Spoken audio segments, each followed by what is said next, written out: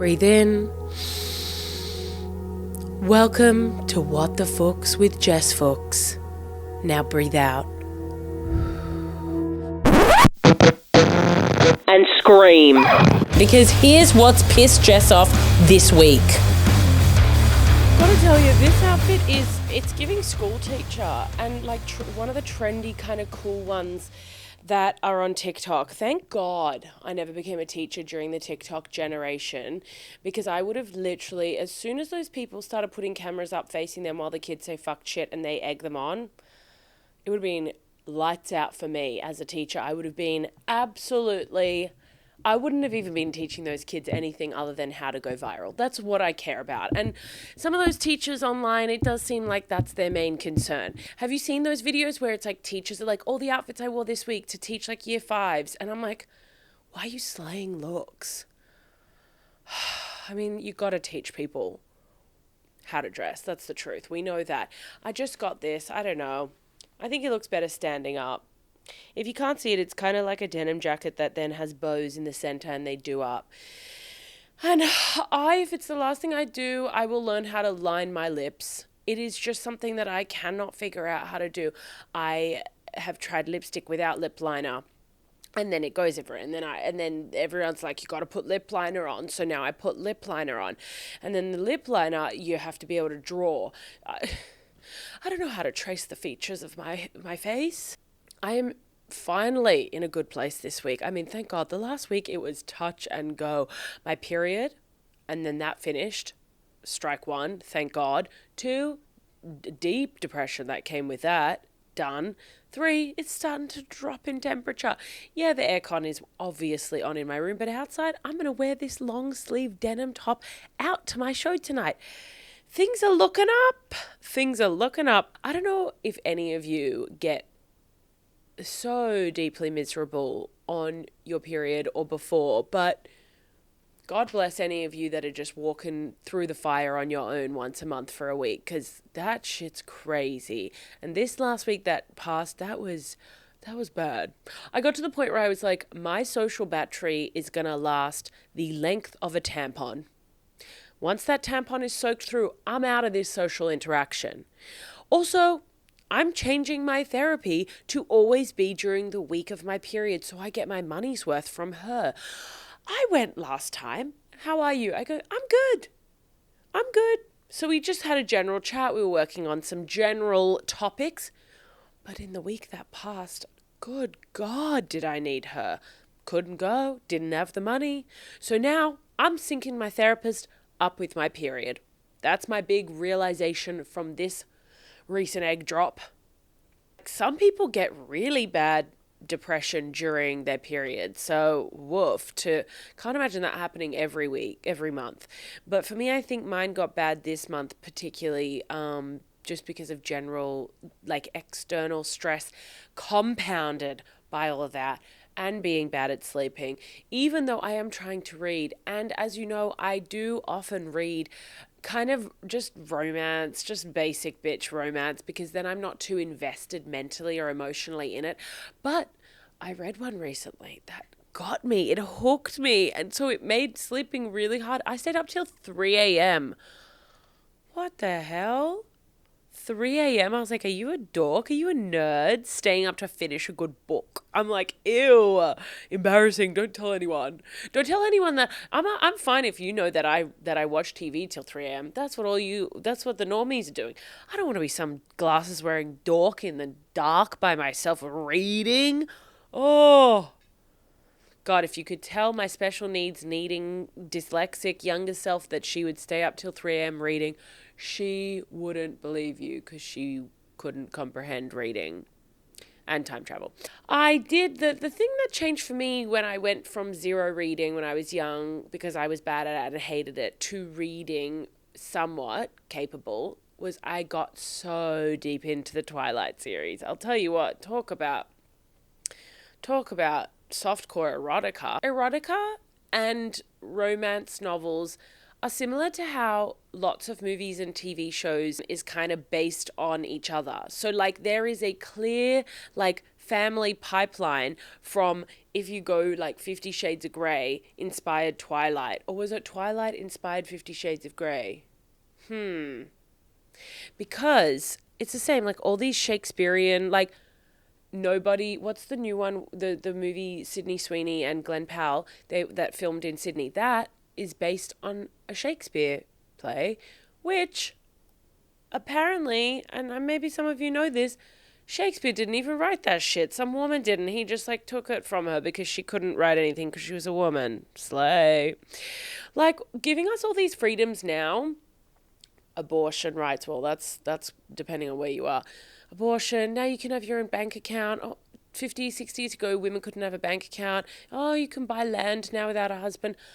Oh, thanks for giving me all of my rights all of a sudden when everything's going to shit. I can't afford a fucking house. What do I need a bank account for? I store all my gold under my bed because it's just a bunch of hoop earrings that my mum gave me. I don't have anything.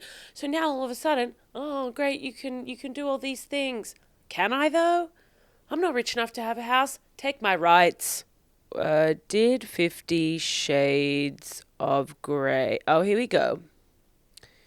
Yes, 50 Shades of Grey trilogy, originally titled Master of the Universe, yuck, began as Twilight fan fiction. And isn't that just so funny? So nothing's original, which we know. We know that. That's not new. I'll be going to Melbourne in like a week and a half for the festival, for the comedy festival. If you happen to be in Melbourne, come along. I will then do 3 shows in Sydney. Come along.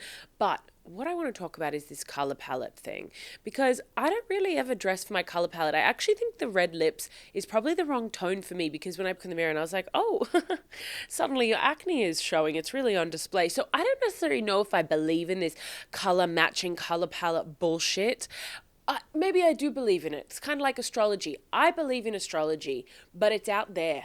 It's not in my mind. And every time someone tries to explain it to me, it's as if someone's told me for the first time what it is. Connected to all of that is, I don't really know about this color palette thing. I know that some people say like this color, that color washes you out. I know that people say it out there, but every time someone tries to explain it, it's the first time I'm hearing of it. But as I start to gear up for the festival shows, I want to wear like a fucking slay outfit every single night. That's my goal. I've told you this before. And I'm slowly starting to like piece it together. But I was curious, should we do my colors to see if it actually will make a difference? Because I already know partially what some of the outfits are that I'll be taking, but I am curious if I even believe in any of the science. So today we're going to look into some of the bullshit science. We are myth busting. I feel like that show, well, Mythbusters. I am a woman in STEM. I feel like style takes a long time to figure out what you like and what you look good in. And it's not about what you look good in to other people. It's like what you feel you look good in. Because we're not really encouraged to do that. There's like those Instagrams where it's like, is this outfit Kylie Jenner is being like heralded for as like slay, she's looking amazing, she's on cutting edge of fucking fashion. And then there's like Instagrams where it's like, is Kylie Jenner stylish or is she just thin? It's so fucking funny because they take the most like basic bitch outfits and you just see that like she's not stylish. She's wearing a spaghetti strap singlet with like baggy pants. It's like, if anyone that isn't a coat hanger wears that, it looks fine, but you're not like ahead of the curve. Like, let's chill the chat on that one. Growing up, I used to read magazines, and all of these magazines, Dolly, Cosmo, all of that, would give you like what you should wear for your body shape. Now, when I tell you, women already get compared to fruit, despite the fact that we shouldn't eat it because it's bad and so much sugar and it'll make you fat. So the irony, the self-inflicted hatred of these magazines to be like, don't eat fruit. Page 10, don't eat fruit, it's bad for you. And then you lick your finger, change the page. Oh, on the next page, you're saying that my body is an apple. Well, I hate fruit because fruit is the enemy. So I must also hate my body. It's this implicit kind of marketing and branding and this strategy to make women insidious and hate their bodies and never ending. So when I turn the page, 9 years old, no hips, all apple shaped, and see myself as an apple, I'm like, oh, great. So the best thing for an apple body to wear, just, a tarpaulin and just like a big bag and some flared pants. And I'm like, amazing. My mum won't buy me flares. Personal style is one of those things that like, you have to really put time and energy into figuring it out. And I feel like for me, it was a really like living in New York was so fun when I was like 22 to 27, 26, 27, because it was so experimental. Like I have this dress to this day, people, if I wear it, which I don't wear it that often anymore, hate it. I mean, it is an incredibly hated piece of clothing in Australia because it is extreme. It's not even that extreme. When I wore it in America, that dress to me signifies a turning point in figuring out like what I like. And it's a bit ridiculous and it's a bit camp and it's a bit fun. It is a like turtleneck, thick, round black neck. And then it goes into a full, almost floor length, light baby pink, almost see-through with black, dark stripes going vertical, which I don't think are the right way for, well, I mean, if you have any body fat, you wear stripes, you look like, you know, a workbook. I mean, I don't know what to tell you, whether they're vertical, horizontal, stripes are stripes. Stripes aren't the most flattering, I don't think, but that doesn't mean you shouldn't wear them. I don't give a fuck if something's flattering. I'm like, do I like the look of this? Slay. Mama, let's keep going. But it's a long sleeve dress. It's got like it's not a cinched waist, but it's got like a weird line through kind of where your waist is. And I don't know if that's to signify like put a belt here or it should have been elastic, but it snapped. I have truly no idea. But I wore that and I was at work, during the lunch break, made one of my coworkers leave the office, obviously for a full photo shoot. And then I felt incredible. Hair was on one side. I was doing like a one-sided bun for some reason. I had these like big glasses, these big white glasses. I mean, it was a real fashion turning point for me. And then on my way home, I was walking from work. I walked home to my apartment and I pass a bar and outside is a drag queen and the drag queen turns to me and is like, slay mama, slay bitch is what she said. She literally goes, slay mama, slay bitch. Look at that outfit. And I floated home. I was carried home on the shoulders of this beautiful drag queen who saw the vision, who saw me rocking that shit. I have not worn it, I don't think, in Sydney really properly. Like I've worn it a couple times, but every time I do, I get ridiculed. And I turn to people and I go, you don't even know what you're looking at. You don't even know what you're missing. And you're missing it because a drag queen saw it in New York City. And that is all I can tell you. So I just want to say, if you are someone who's like, because I've had friends be like, oh my God, like I just love what you wear. I just have no sense of style. You don't have to have a sense of style. Spend 20 minutes doom scrolling on Pinterest. Just pick images that you think look cool, that you gravitate toward, and then just go copy that style. Like for some of you, you are going to have to copy a style because you don't have creativity. And that's okay. You don't have creativity in style. You don't need to. But if you're telling me that you hate what you wear and you want to wear something more interesting, there's really no excuse because there is so much you can search to find examples of outfits you love that you then just walk into a shop and find replicas of it. Bitch, there's no excuse. There's no excuse to not enjoy what you're wearing.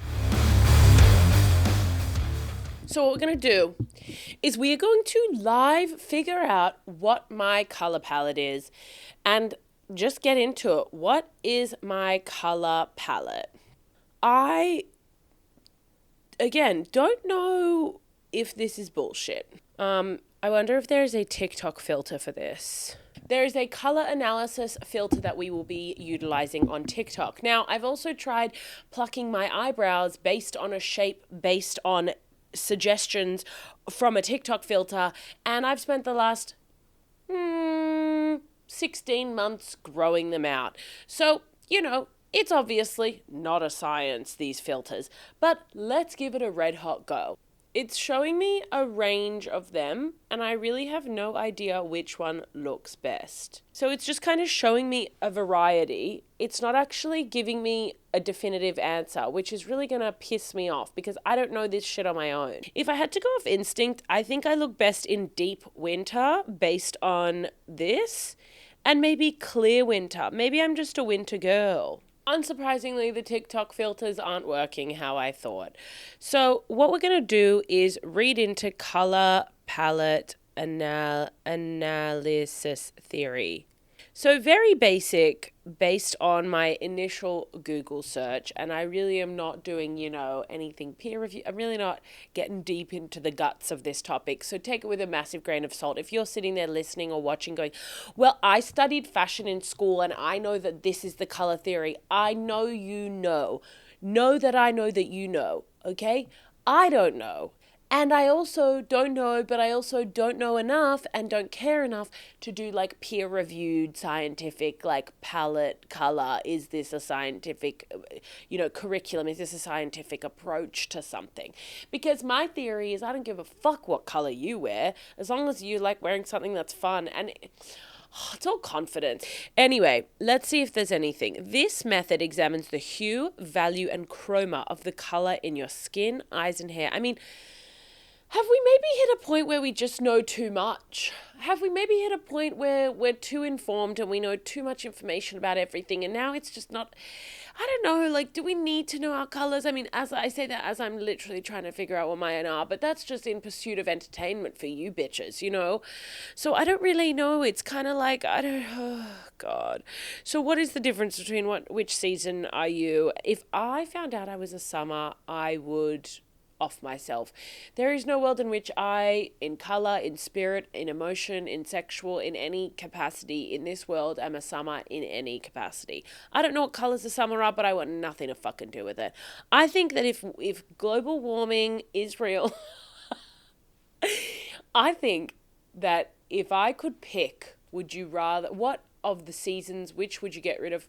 I'm getting rid of summer.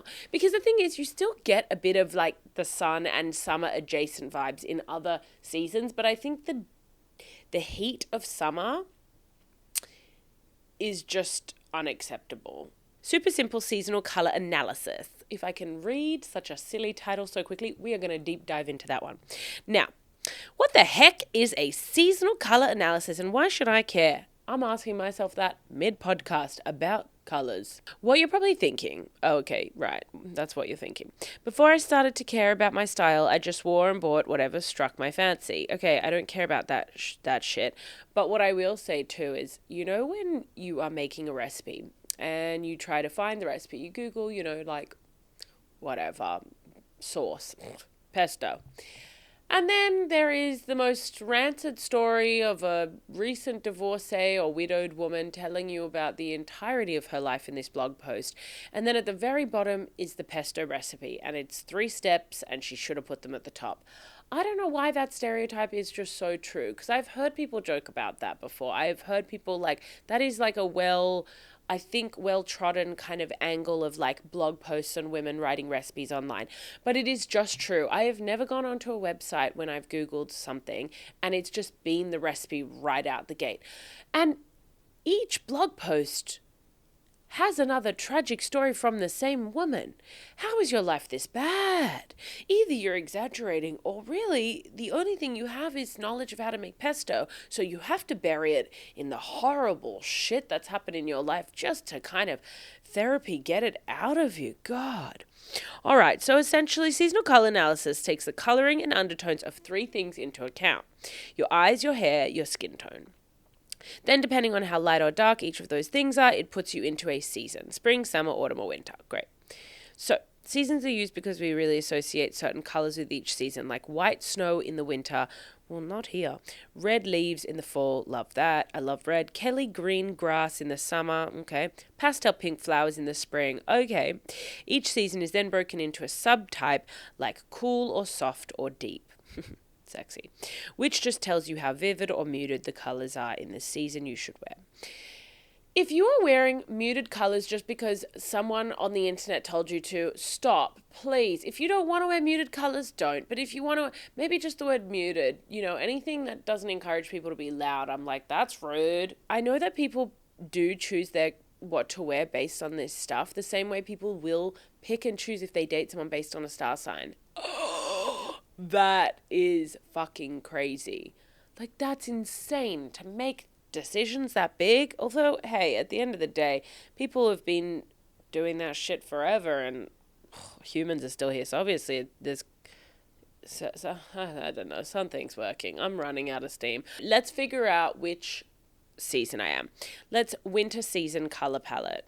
cool winter. Hair, ashy blonde, ashy light or dark brown or black with blue undertones. Black with blue undertones? I didn't even know you could have hair that color. Skin, olive or cool blue undertones. Eyes, light brown, blue or grey. Okay, so I don't think I'm that. Clear winter, I think this might be me. Hair, medium to dark brown or black. Yep. Skin, olive or cool blue undertones. I don't know if I've got blue undertones. You can see my veins, which are blue. Is that blue undertones? Bright green or blue? No, I don't have bright green. I have like hazel adjacent eyes. But the woman in the picture, I kind of look like her. Okay, deep winter. Medium or dark brown hair or black, yes.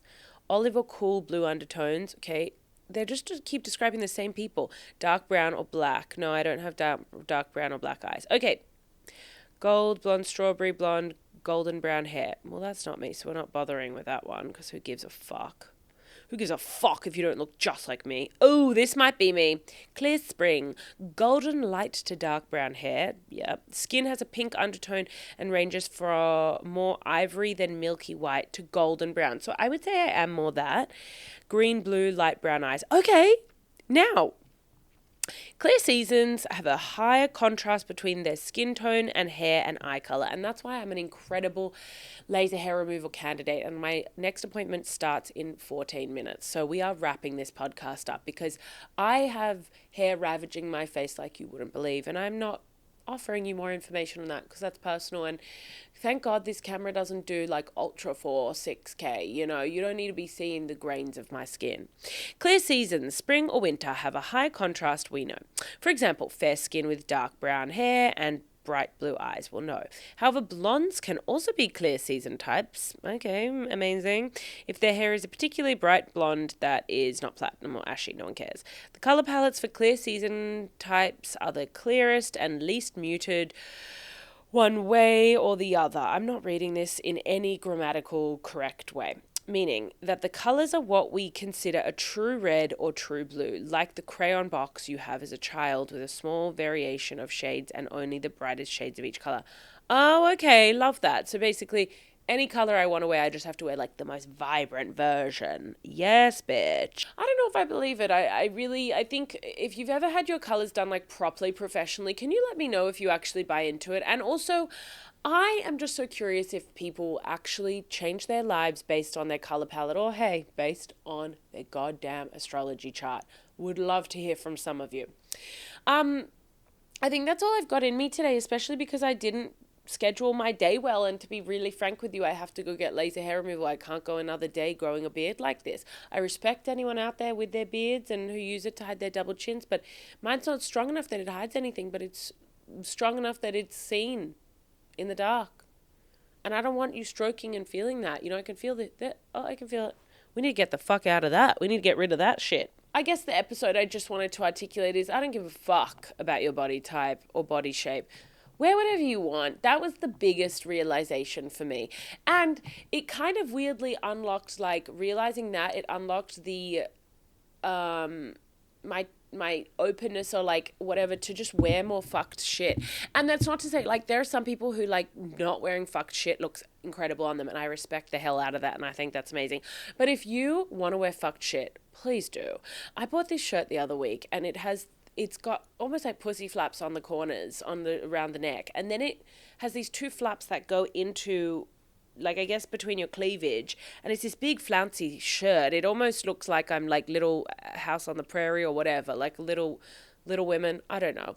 And I had worn it for the first time out, and I walk into this bathroom at a club, and I walk in, and this drunk girl, she and her friends are talking, and they're saying, I walk in and I just hear, I deserve to be dick down. I really deserve it, And so I'm standing there, I was like, oh, okay, I've heard too much.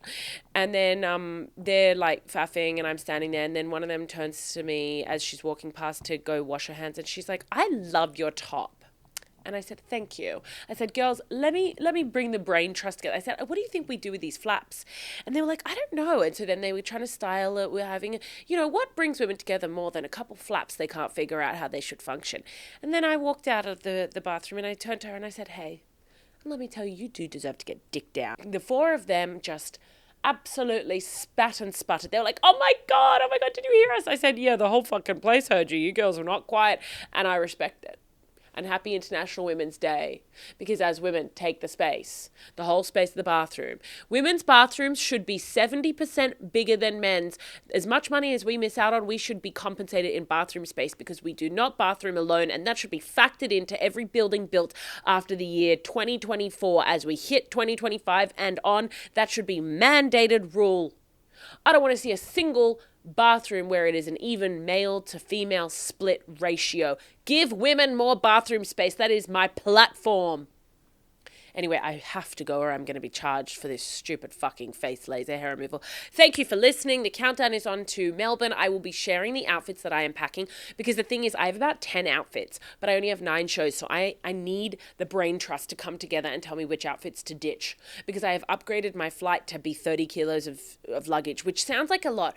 But when you want to take 6 pairs of knee-high boots, it's really not enough. So get off my dick on that issue. Thanks for listening. Have a beautiful, blessed day. Me ending all religiously. God bless. What are some other things people say? Be peace and thoughts and prayers, seasons, blessings.